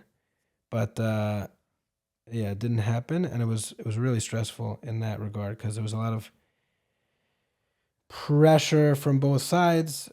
Like obviously my family felt like, why don't you push it off a little more? You know what I mean? Because but it was like, until when? Like if there was a date that you could point to and say like, that's for sure when things will open up, there's a lot more to talk about. But this also, I'm into this girl already. Yeah, and also, I'm saying at the end of the day, if you're dating Shomer Nagia, you have a timeline before you start suffocating the relationship. You really do. At the end of the day, it really makes you make decisions a lot quicker. I think it's for the better, but it just wasn't a realistic, wasn't a realistic thing to really push it off too far. So we ended up just getting married right before the Chagim. Tremendous amount of hashgacha went into it, which is why it's also so bittersweet. I know people who would give their left arm to get married today. And I'm getting married, and I'm upset about it. You know what I mean? Like, you can't really be upset. It was one of the happiest days of my life. Yeah, but you can say that about everything in the world. For sure. That's not fair. But that's I think it also is healthy to recognize, to contextualize it a little bit. Then we can never be upset about anything. There's a degree of upset that I think you should try to, incorporate a broader perspective. Not that it invalidates the worst thing you can say to someone when you're like a therapist or even a friend is, people have at it least you don't have this. At least. 100%. If it starts with at least, you're in trouble. No, but it's not just like it could be worse. It was dafka happy. It's a happy day. You're getting married. It's a new start. It's a fresh start. It's the next step in your life. I was also the type of guy that had a very, very difficult time imagining my future, what it looks like, where I'm going to be, what I'm going to be doing, where, whatever. Obviously, getting married materializes a tremendous amount of that in your life. So much unbelievable, hashgacha was coming into my life. But it had, Right. chisaron. Also, my ufruf was like not with probably, the top 20 people that I would have had there because Didn't have anybody there. yeah, it was very weird. I had my roommates, I was living with at the time, guys that who had made Aliyah from the same yeshiva. People were there, but definitely not how I thought it was going to be as I was watching all my friends get married. It's so interesting. As a parent who's going to be marrying off my kids and had Bezrat Hashem, bar mitzvahs yeah. and bat mitzvahs and stuff, I was looking at COVID. I was like, this looks wonderful. Yeah, right. Everybody, you get Zoom links, and 10 of us are going to be here. And that would be my whole, marry off my kids like that. It definitely had that appeal, but I'll tell you from this perspective, as someone who's not footing the bill, I'm also me and my wife both very social, and it was very, there was whatever. Thank God. I got married in Israel, actually. I got married in Israel. And I got married in Gutnick. You know where Gutnick is? Sure. On Beta Tfus. Yeah. Same area. Same thing as where I worked. So very Haredi hall. Very Haredi. Was Chabad. Type where you have cholent at the wedding. Exactly. Yeah. So my wedding cost $6.20 a head. And only because I upped it from $5.80 to $6.20 because I wanted cholent and Google. Because you wanted kishka in the chat. The meal I wanted cholent and Google, and that was the second option. The shmorg was cakes, sponge cake, and you get like a main. I don't know, it's a chicken or something. I don't remember eating, but it was. But I did find out the day of the wedding that we're in different rooms. Like the men and women, it was Chabad hall. Oh, yeah. So the men and women are like, you don't even sit together at a dais. Wow. That's not even like the women are peeking over at the men's dancing situation. You can't really. It's like a really high wall, and then you could lift people over and they could see over, but that's... They did. They had ladders. They got up there. No, they throw you up and you can see each other, but it's high up, and then you sit in different... So we didn't eat, It's not... Nobody eats at their own wedding. I don't think so. But you sit down at that table, You sit down at that table and people come over or whatever. Sure, but that didn't happen with us. No? No, because we didn't have a table. It was two different tables. When am I sitting down by myself? You didn't sit next to your wife? Or you guys That's what didn't I'm sit? trying to say. In Chabad halls, the men are on one side and the women on the other side. And the dais, there's a men's dais and a woman's dais. So the wife sits in the other room. On the other side. Wow. So you just didn't sit down practically. You just like... I didn't sit down. What am I going to sit down for? Who am I hanging out with? A bunch of dudes? I'm trying to marry this woman here. Gross. Yeah, seriously. I already danced with the dudes. Yeah, seriously. My whole life's been dudes. It's all been dudes. Yeah, I love that, by the way. I remember feeling that like a lot when I was right at that age with dating. You're told your whole life, like, never talk to girls. Girls are bad. It's the devil, everything bad. Oh, don't mix, whatever. And then it's like, how come you're not dating? Like, here, do you want to talk to girls? I will give you girls to talk to all the time. I'll set you up with girls in front of girls at all. You know what I mean? Here, marry, date my daughter, date my sister. It's very confusing. Yeah. Well, I didn't do any of that normal. None of it normal. Yeah? How'd you meet your wife? I did. Oh, I was telling you before. Sure, and you said in Israel. I met her in an abandoned Arab village. That's how I say it to people. Okay. In Lifta. Right. I met her, I was 17 when I met her. Let me just tell you, the listener here, Lifta is a small hiking trail next to the Tachana Merkazi, down the hill, with like genuinely abandoned brick houses that are... Stone houses that are around overgrown weeds and stuff. It's like a hiking trail. Yeah. And he met his wife No, there. so what does that mean, Lifta? Right, What do so you let mean me you met explain. her? Let me explain. So my first year in Israel, I went when I was 16. So I was a little kid, but I discovered one of my Israeli relatives took me down to Lifta, and the Americans didn't know about it, and so the Israeli relative took us down, and I loved it. So that was when I was maybe 13.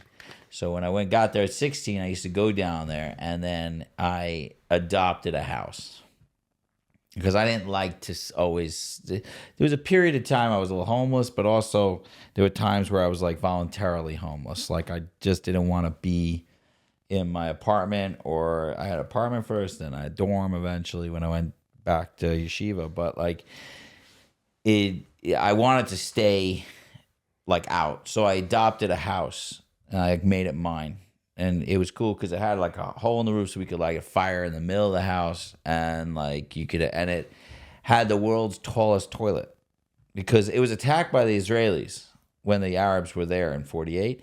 And then one of the mortars hit a porch that was about 45 feet above the ground, this porch, and it made a hole perfectly where you could sit on it as a toilet. That's unbelievable. It was perfect for me. So I'd I'd sit in the bathroom and look over the entire valley. Like, it was just my bathroom. Can't imagine a more single guy standard where you're like, this works. This is perfect. This is great. It was like perfect. And you're just sitting on this ledge, hanging over.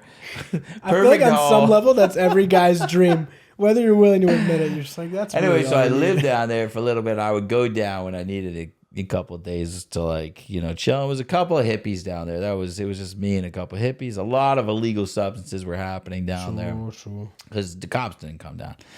And then I made the mistake my second year in Israel to share it with a friend. And I said, I'm going to show you a secret place that I have, but don't, like, share it with anybody. And I took him down to my house.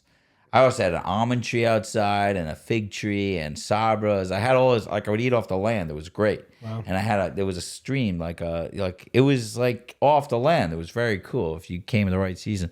So I brought him down and he, like, fell in love. And then you tell a secret to one person and they tell it to everybody. So it spread. And then everybody started coming down, and the Neve guys and stuff. I was a Neve at that time, so the Neve guys were coming down, and then the girls, and it became hectic. So they called me. Actually, I was 17. They called me the Guru of Lifta. Like, I was the originator, and it was my house. Everybody knew it was my house.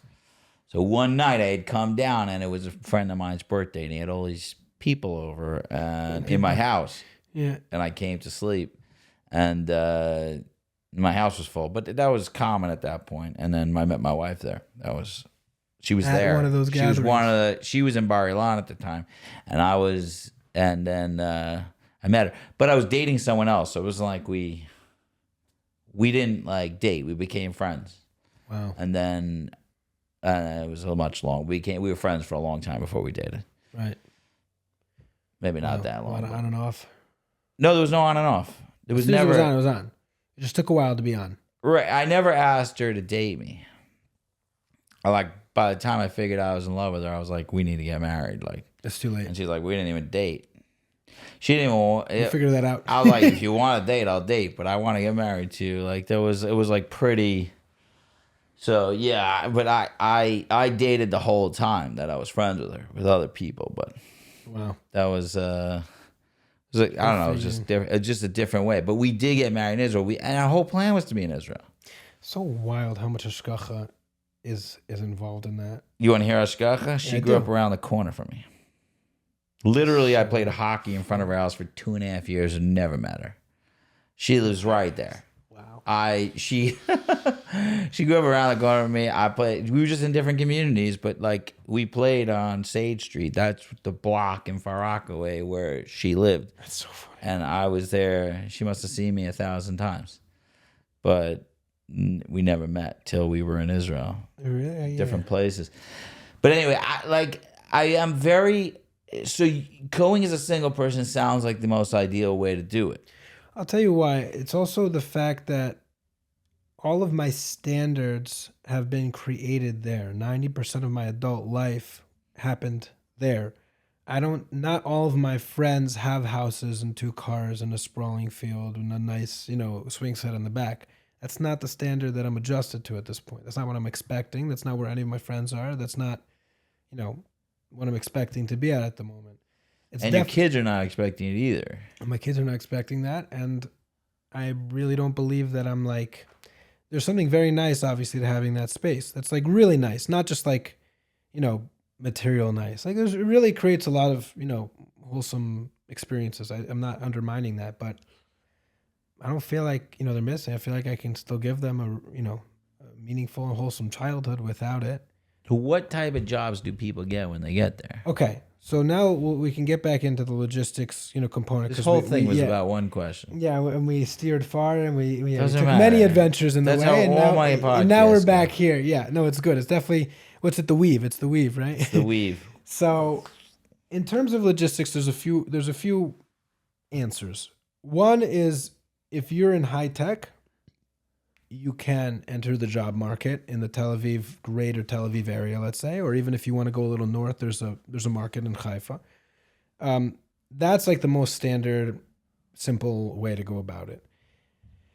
If you can get a job like an accountant or a lawyer, where there's a lot of American work, because there's a lot of companies that either are primarily dealing with American customer bases and they need English speakers, or companies that are just American companies that have offices in Israel or just operating out of Israel or whatever. So there's a lot of need for American services and English, speaking professionals to service them and, to join the team there. There is a market like that. Definitely, I would say the way that the most ideal way is if you can run a business, an American business from there, do something remote that obviously solves a tremendous amount of issues, inconveniences, and allows you a lot more freedom to choose really where you want to live and even get a price that's much lower because, you can head a little further north or south because it doesn't matter to be as central. And there are young communities that are growing in, places that are a little further out. So there. Can I ask you actual numbers because they don't have Zillow in Israel. No, they have. What's the deal with that? Yad Shtayim. Does it show numbers? Yeah. Really? Yeah. Because I was looking and I was like, I don't know where to fiend. There's a few. If people are watching, it's in Hebrew, but they have Yad Shtayim has. And it gives you the amounts they're asking. Yeah. Okay. It'll even tell you the average price per meter. Okay. So, but just so you know, the connection between meters and feet is you have a square foot is times 10.75 or something like that. That's how you get from meters to feet. Oh, that's transferring like over. 200 meters is like 21 or 2200 square feet. Right, okay. So whatever. That's on the aside. Yad Shtayim. It shows you could go on Yad Shtayim, but there's nothing American, nothing English. So Janglo has a real estate area now that'll tell you prices, and that's written in English. It's not as robust a market. It's not as broad because it's primarily serviced by people who are targeting Americans. So you're not going to find a lot in areas that are not predominantly, what's it called? Populated by Americans. Are there areas where I could go? Let's say I sell my house here in Muncie for $800,000. Yeah. And let's say I have $800,000. That most people don't sell and have it all. But I'm saying, let's say you had $800,000. Are there places you could live and buy a house for $800,000 now? Or 800 is your bottom. I'm just giving a number. 800 is your bottom. Let's say that's top. with a mortgage. Let's say at 800. It's very hard to find a house at 800. I'm saying, are there areas like you could go to that have? There are areas which you can get more land. One of the communities, what I've been doing lately, and I figured out, I said this to you, but I'll just say it again, is I started a podcast just because I was making a lot of content and I wanted clips. I just wanted 1 minute clips just to fuel my content machine. Then I realized what I actually want to do with my podcast, start releasing full podcasts, which actually I have one that just dropped now. Like I had scheduled. No way. While we're here, probably it got uploaded. So we'll link it in the description. Yeah, we'll link it in the description. I don't know when this is coming out. Okay. We'll see. Maybe which have a is couple that I want to go podcasts. around to different young, growing American communities and interview either the rabbi, ideally the rabbi, or key players in the community and talk to them. Ask them about their community, what they're growing, what they're trying to do, what it looks like, who's there, where are they coming from, to really help people who are considering that move seriously, help inform them about what their options really look like. Also, I'm going to fuel that with videos about the area, about the real estate in the area, about the prices and everything like that, so that people can have a clear idea of what it's actually going to cost them, what they can expect, going forward. So like a lot more details. I would tell you that it's interesting. I'm asking you a lot of questions that are very personal because it seems incredibly daunting, the whole idea of like the shift, and especially someone who's living a decent life already. Meaning, as a teenager, it wouldn't have mattered at all. Like you said, a single person, I don't think it would have mattered. But now I have to make a lot. I would have to make a lot of decisions to make it happen.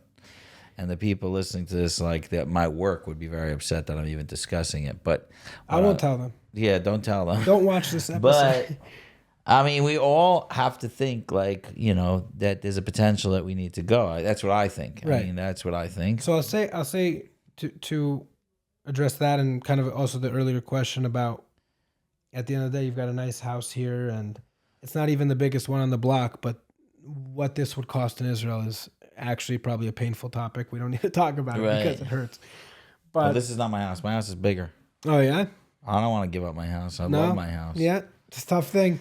First of all, there is one option, which is that America has a real rental market, that you can actually make money even with your mortgage renting out your house. In many ways, I would say don't buy in Israel if you have that ability, because you have an appreciating asset here that's actually fueling some of your expenses. Meaning you rent the house here. Rent it out here and then rent in Israel.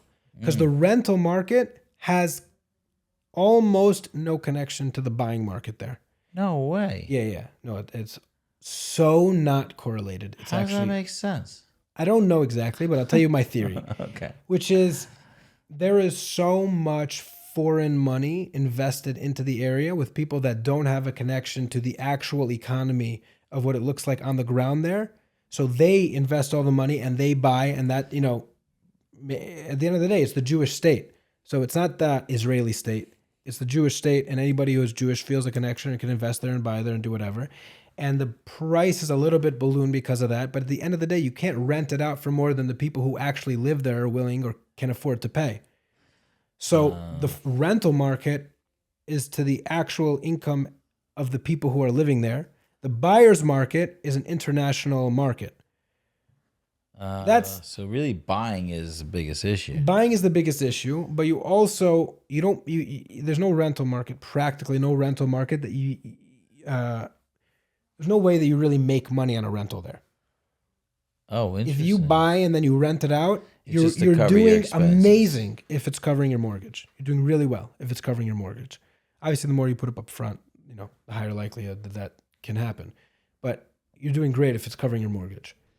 The way that you make money in real estate in Israel is all throughout appreciation. The land itself is so valuable that people are willing to pay exorbitant amounts of money just to have a piece of land there for a million different reasons. And, not for one that you mentioned, which is what happens if this is not as welcoming as it's been in the past and we need, somewhere to go. So the land is just wildly expensive, and the idea of owning something there that it's like a safety net is a very attractive idea, and that's a lot of people are considering that. Many conversations that I have with clients are focused around that idea for sure. Right. And you can still buy on paper and stuff like that. For sure, but it's not cheaper to buy on paper. It's not cheaper? No. Everybody tells me they buy on paper and then it's immediately more expensive when it's built. For sure. So then why is that not cheaper? Well, how long does it take to get built? I don't know, 3-4 years. So the appreciation of the value of the property over the course of 3-4 years is the amount of money you made. No, but I've heard numbers like doubled. That would be in the entire neighborhood. If it's doubled, it's because everything in the neighborhood doubled. Right. I keep hearing stuff like that. Oh, no. Yeah, that has happened in many neighborhoods, especially in Ramat Beit Shemesh. A lot of things like that have happened, but that's not just because it was on paper. You got something cheap because it was on paper. Generally, the prices of whatever you're going to buy on paper is the same as the surrounding buildings, blocks, neighborhoods. The only difference is that you have you save money on when you need to pay. So you can come up with a 1090 or a 2080 where you need to put up, let's say 20% up front. You don't incur a mortgage for the next 3-4 years. On paper, you don't have a mortgage. No, I mean, it depends on your payment plan. Right. But you don't need to take a mortgage until you need to take a mortgage. So if you only need to come up with 80% of the money at the end, as soon as you're about to receive the keys, so then you have 3-4 years while the thing's appreciating, you have no payments in the in-between, and it's just gaining you value, and all you've put in is 20%. That's the cheaper component. The price tag that you're looking at, though, is not cheaper. It's the same, sometimes even more expensive because it's going to be brand new. Are a And the lot things of people doing flips with that? I mean, it makes sense Yes. to do some flips. Yeah. There's people who will buy 20, 30 apartments into a project, and then by the time it's ready, sell them 1 year at a time, one a year or whatever over the course of 10 years. You know, there's a lot of ways to do it, but people definitely doing that. That's a great way to make money because it always appreciates. It's one of the most wild things that the real estate market in Israel, I feel like, functions independent or uniquely from every other real estate market, which is so perfectly exemplified from what happened the past 2 years, which is we have a war on our own soil, which I would say is the number one factor that would drive real estate prices down. Yeah. And it drove them up. Because it never stops going up. No, but also everybody around the world, when that happens, feels like they need to have something there. Somehow they felt more safe where the rockets were landing than other places in the world because this is what I think anyway. This is how I feel about it for sure. In Israel, you understand your enemy and you know who they are. I get it. I get why they're upset. I may not agree. I may have a different take, whatever, fine. Many of the times in America, you're like, what's your problem? What fight are you even on? Why do you care about a random tiny country across the Middle East? You know what I mean? And even if you say, oh, well, they're killing so many people, there's like 1,000 actual genocides that are happening in every Middle Eastern country around that area that you don't care about at all. Right. So what even is it to you? The fact that it's so enigmatic and like broad and just difficult to comprehend, I feel like adds a whole element of the but if you move to Israel, this is something that's driving me crazy. Because my wife will say, like, we got to go over there. I'm like, all it takes is somebody or a couple people on the Palestinian side to get lucky. I mean, October 7th was lucky. Like,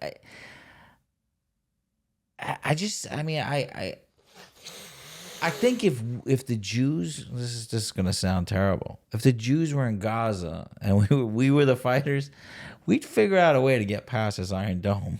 Like, I don't know why. I'm like, there are people there that are just hell-bent on killing everybody there. And I don't know, it just seems terrifying to go there, but people are like, let's go. I don't get it on one level. I get it on another level. I want to be with my people. But over here, no one's trying to kill me. Maybe they will, but they're not. Who's trying to kill me here? Yeah. I don't know who's trying to kill me. I flew an Israeli flag on my car, which nobody does for some reason. Until they kept falling apart. I don't know. These flags are made very cheap. So you stick in the window? Yeah, the one in the window. They're like disposable. Like every 2 weeks, I had to buy a new one. So, but no one ever said anything bad to me in person ever. I drove through New York every single day. Nobody ever. I got a lot of thumbs ups. I got nobody saying anything negative to me at any point. I even kept on the cameras in my car to see if someone would pull it off and I'd get like some viral video out of it or something like that. Nice. But no one did it. Yeah. I parked it wherever. Next time. And I'm trying to get because, the Tesla would take a video of it. So then I would have a really great video, but it didn't even do that. What I'm saying is that, like, maybe it's coming here, but it's there already. Sure. So I don't know. It's such a crazy way of thinking. It is. And then the real estate's going up. It is. I think that there's something that's purely as unique as the Jewish people are amongst nations. The real estate market is there amongst real estate markets. It doesn't function in a linear, it doesn't function in a natural way. Something about it is purely unique because of the Jewish connection to the land of Israel. It's something that's so hard to define, and it's very difficult to encapsulate exactly what it is. I think one of the main things is something I like a podcast called Unpacking Israeli History. They go through a lot of the modern. Yeah, I've seen that. And so one of their takes that I really appreciate is that I feel like there was the perspective that the Arabs had was that if they could they really looked at us like colonizers. And generally the way that you operate with colonizers is that if you just make it very difficult, they're just going to feel like, what's this worth? It's not worth my time and investment. In India. Yeah, I'm out. Like, I'm just going to go home. It's not worth my time.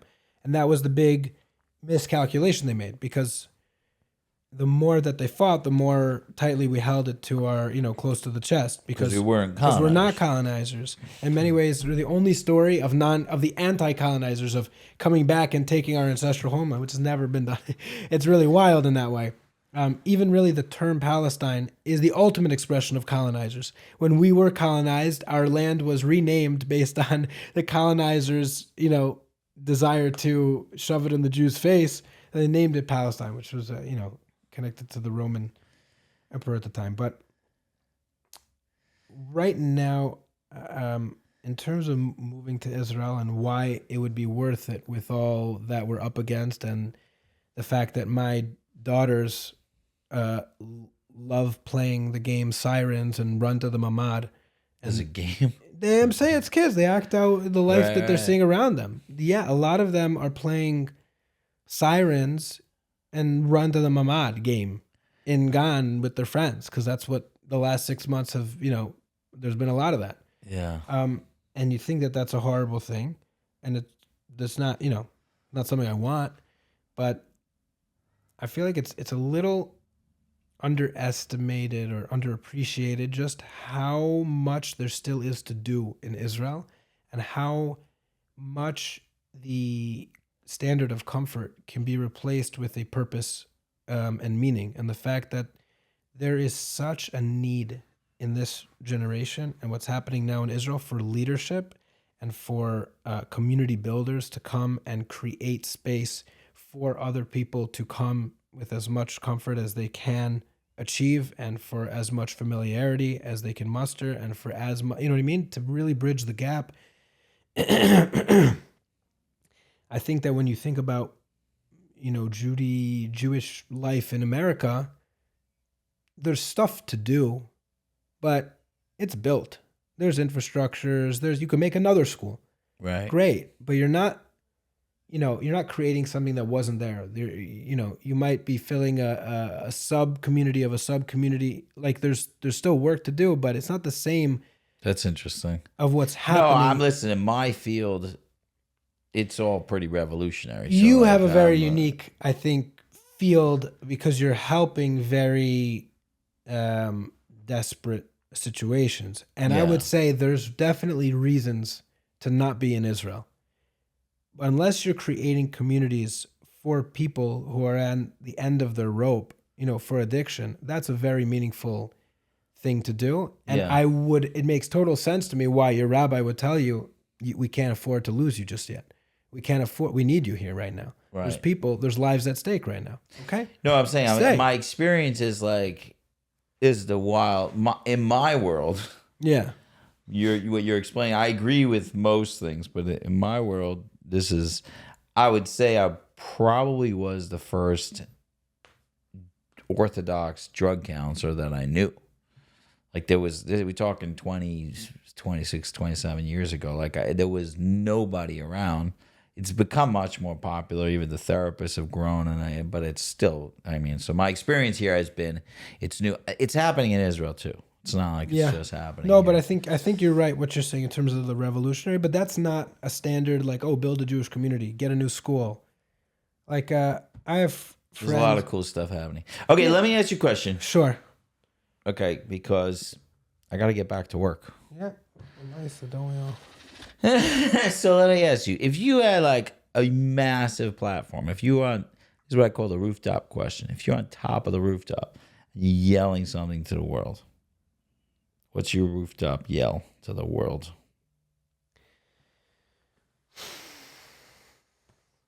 Okay, it would be something along the lines of the thread that we were working with, but it's that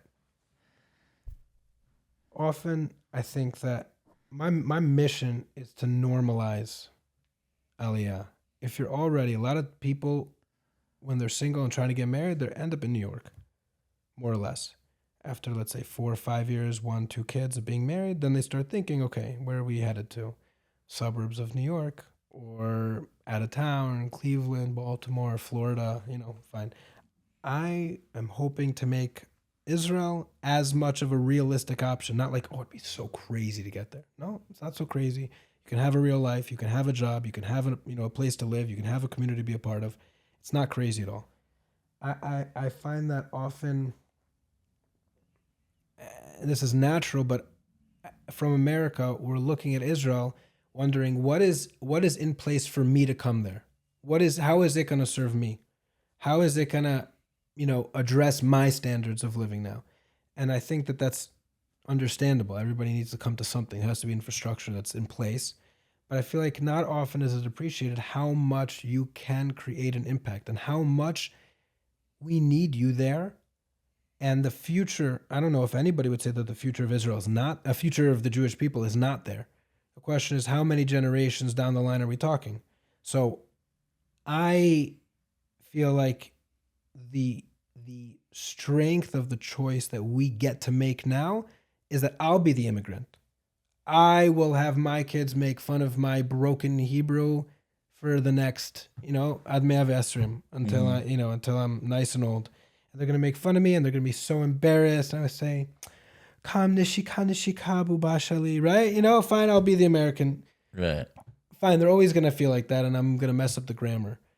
But all my kids are going to be in Israel and they're going to be a part of, they're going to be Israeli and their kids are going to have, I had grandparents, who are American. Right. And we get to visit sometimes and that's great and that's fun. And, maybe we have some American products, but that's where the future is going.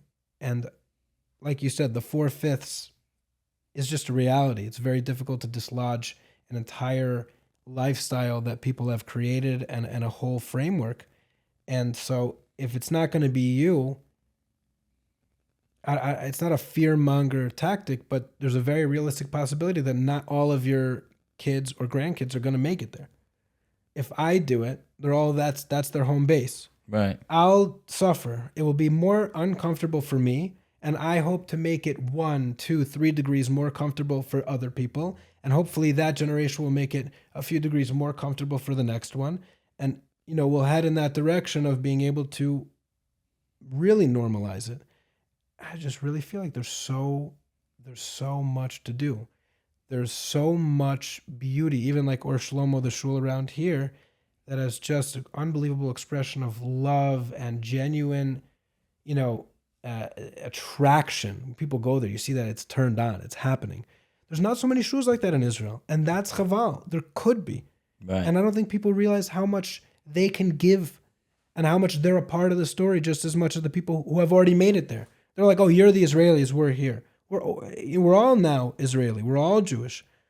Come and help us build that up infrastructure. Come and help make it. You know what I mean?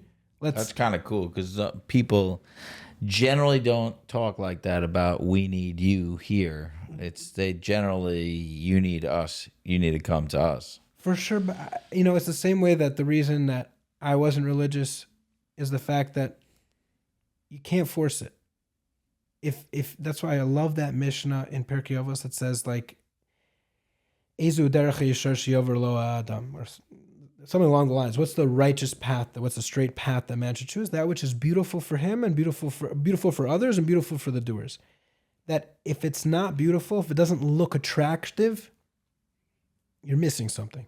Mm. It has to be beautiful. People have to want to get involved. People have to want to get there. I'm not here to tell you can't make it. Look around. We're in Muncie. It's a beautiful day out. I could walk out, sleep outside. No one's going to do anything to me. No. It's not dangerous. Okay, fine. There's never been a crime. It has to be something that you're coming. No, it has to be something that you're coming to. Yeah. Right? This is what I call the Elon Musk method. Yeah. I mean, if you want to make everybody drive an electric car, make the electric car better than all the other cars. Exactly. And let the haters yell. But if it's better and cheaper, everybody's going there. For sure. My problem is it might be better. What I think about Israel is like it's all sacrifice. I will say you have a mission ahead of you because all I think of is a lot of sacrifice. I think it's not better. It's not cheaper. What am I going into? Better or cheaper for what?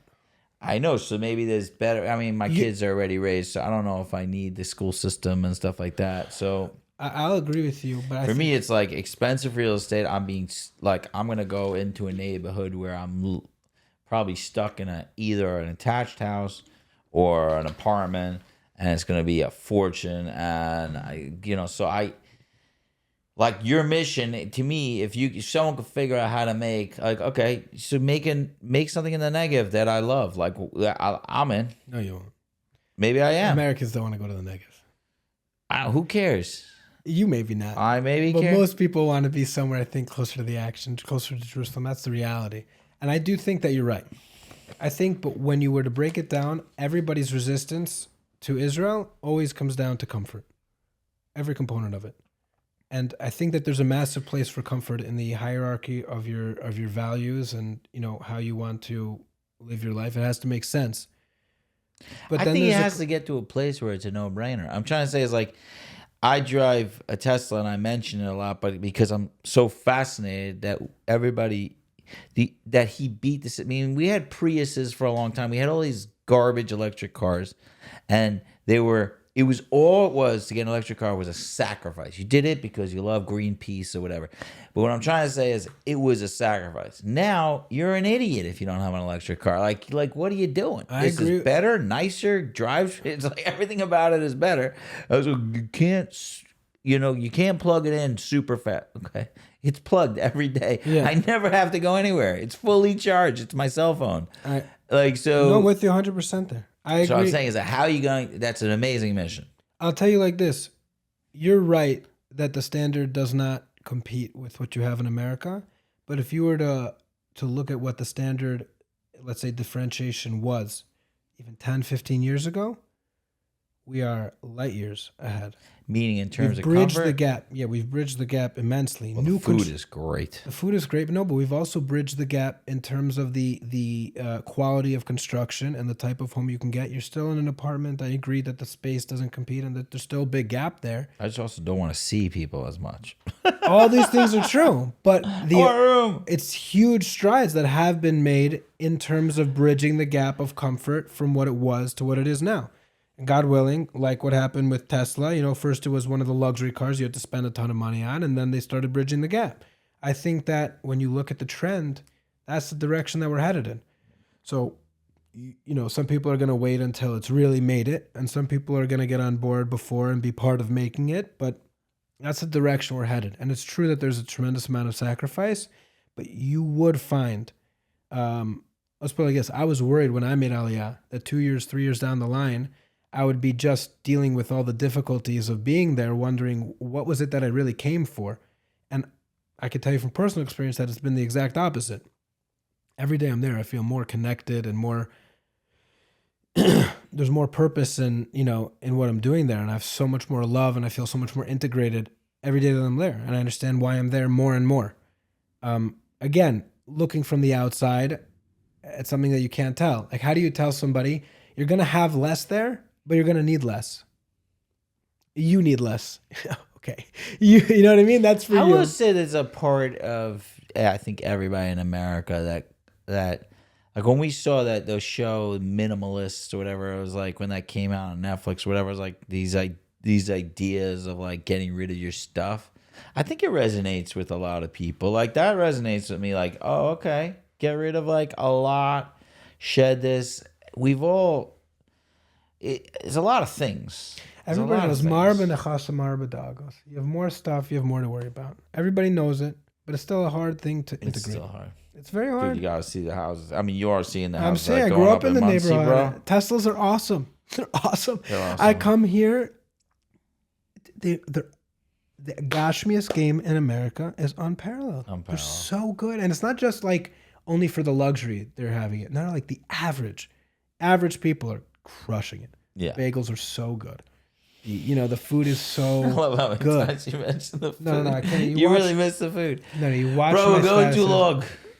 I gotta get to work. I don't know why they can't do bagels in Israel. Anyway, they don't do bagels in Israel. They don't. They just do round bread with a hole in it. It's not a bagel, and it really upsets me. By the way, I had a guy on the podcast, just the last guy I had on, and he used to be a bagel guy. I asked him a million questions about bagels. I think it's probably, I don't know if everybody's a snooze fest or not, but I was like, I need to know the details. I gotta get to the bottom. Get to the bottom of this bagel thing. I was like, the water in New York, is the water in New York better? Yes, everyone says. Everyone says it. If I still don't believe it. If so, he argued. ship the water from New York There to was Israel. I think make there a was a bagel. guy. He used to like ship it to Florida. He used to bring a water truck to Florida with New York tap water. Unbelievable. I don't buy it. You'd imagine that the most Jewish country would have the best bagels. They have no bagels. Just can't figure it out. It's ridiculous. It's unbelievable. Thank you, brother. Thank you so much. Thank you for this day that I've been given. Thank you. Thank you. Thank you for this chance. Thank you for this chance to live anew.